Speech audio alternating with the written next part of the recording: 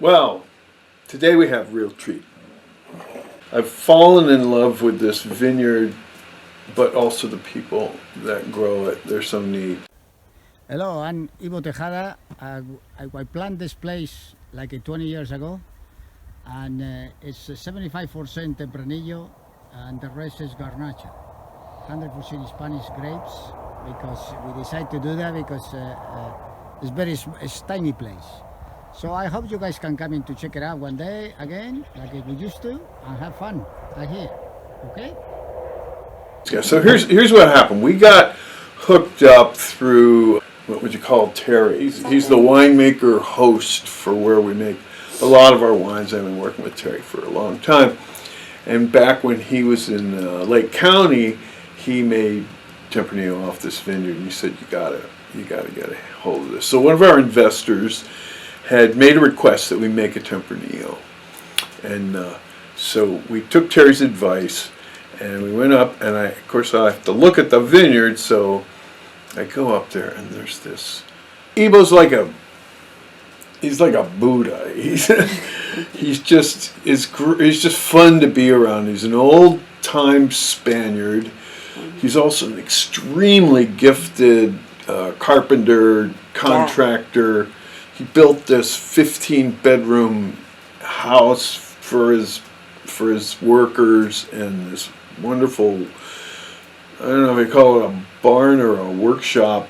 I think it's kind of like a giant workshop.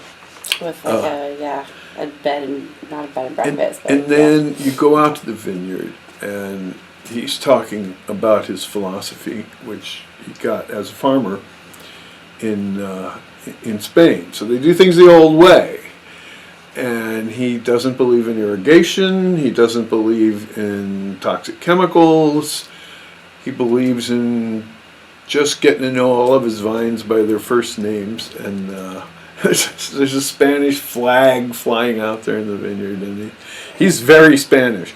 And his wife, Nina, is also a sweetheart. And so we were gonna go up there and have a big party with our investors last April, and you know how that went. But we're still hopeful to spend some time socially with these people because they're just so great. Yeah. And isn't it great that the wine is great too? So this is a 2019 Lake County Tempranillo. If any of you know your way around the North Coast, if you were in Ukiah in Mendocino County and you wanted to go to Upper Lake, sort of the northwest corner of the lake, you go up Highway 20, and when you get up to the top there's a long skinny lake over on your right hand side as you go through this mountain pass. And then he's right there after the lake. There's a little bar there, and then there he is. And he has this, it's a kind of a mountain glen. So the vineyard is relatively flat, but there are mountains encircling it, and there's this wonderful waterfall. So it's almost like a vineyard in the middle of Yosemite or something. Yeah. Quite beautiful. And he's got living soil. He's got dirt with a lot of earthworms in it.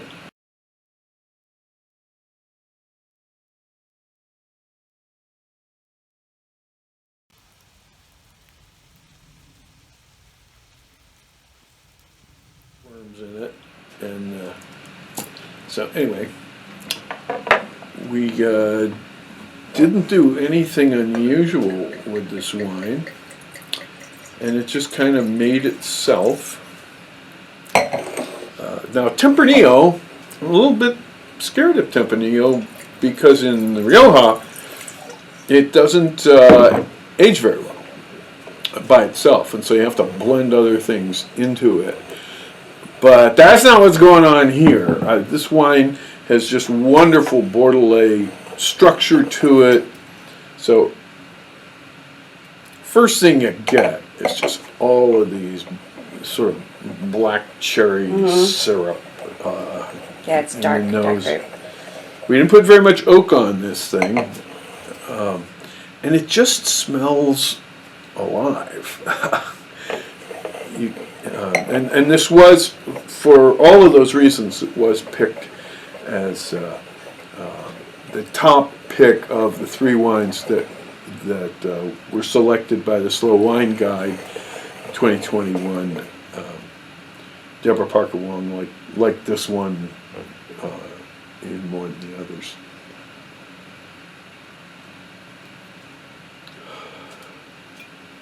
A little bit of spice, but it just has this rich, I don't know what to say except it just smells alive. There's a lot going on in it. It's complex. You haven't spent much time on the East Coast, have you? No.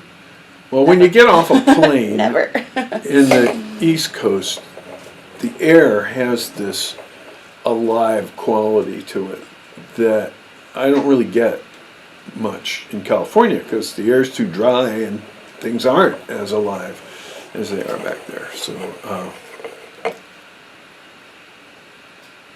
anyway, I don't know how to describe it any more than that. I don't know. It reminds me of like definitely a walk through nature. Like it's got some of those undertones that just kind of bring warmth to your heart when you're out for a hike or it's something. sort of a like it just feeling of well-being, negative ions or something like that. You get that when you're up in Yosemite. And I get that same thing from this wine. So then the mouth is loaded with fruit, almost like plum jam or something like that. It's not raisiny at all. Very fresh. And then because of the living soil he's got, I firmly believe that's why there's a lot of minerality in that. This is a very lively wine. What do you think would be a good accompaniment here? I'd been recommending paella. Well, it does have some spice to it, so that might kind of complement each other. Yeah, Ibo said that where he's from, they have a black bean and sausage cassoulet. That's kind of their traditional dish.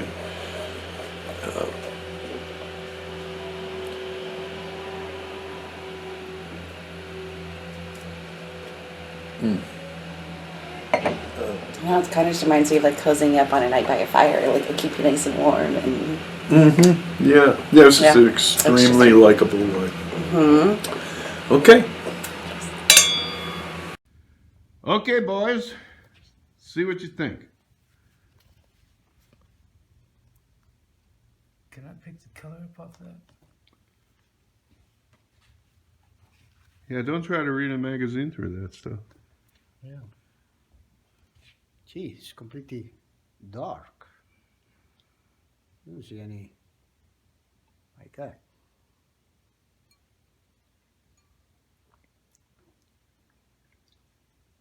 Nice. Only I need a steak now.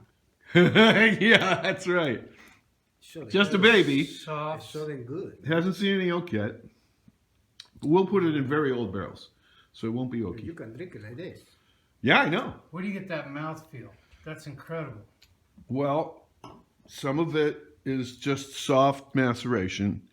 Some of it is, I put this bois frais, this untoasted oak chip from Allier Forest in France, and it gives this co-pigmentation. So we get lots of color, and the color, the reason the color is important is No oak at all here, nothing.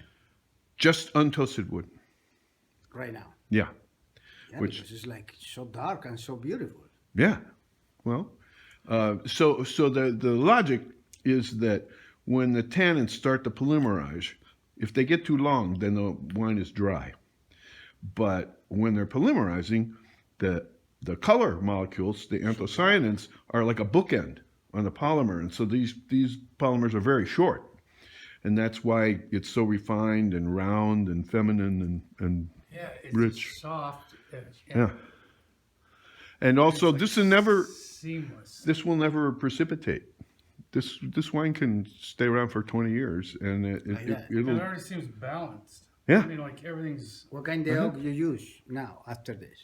Well, it really doesn't matter. It's 20 years old. But So after this, you say you're going to put it in and a different oak. Yeah, yeah. It's French oak, but it's completely extracted, so it's not going to give any flavor or tannin or anything. It's just maturity. Tastes so good. Yeah. So this is Tempranillo. This is the Tempranillo. No mix. It's only Tempranillo. That's it. That's it. Just your stuff.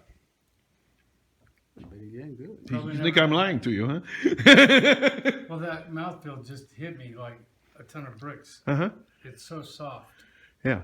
And I have to tell you that a lot of this is what you're giving me, because we did exactly the same process with another Tempranillo vineyard last year, and we're going to throw it in the port program. It's terrible. So this is what your vineyard is giving me to work with. So the point is, you like my grapes. That's the point. Yeah.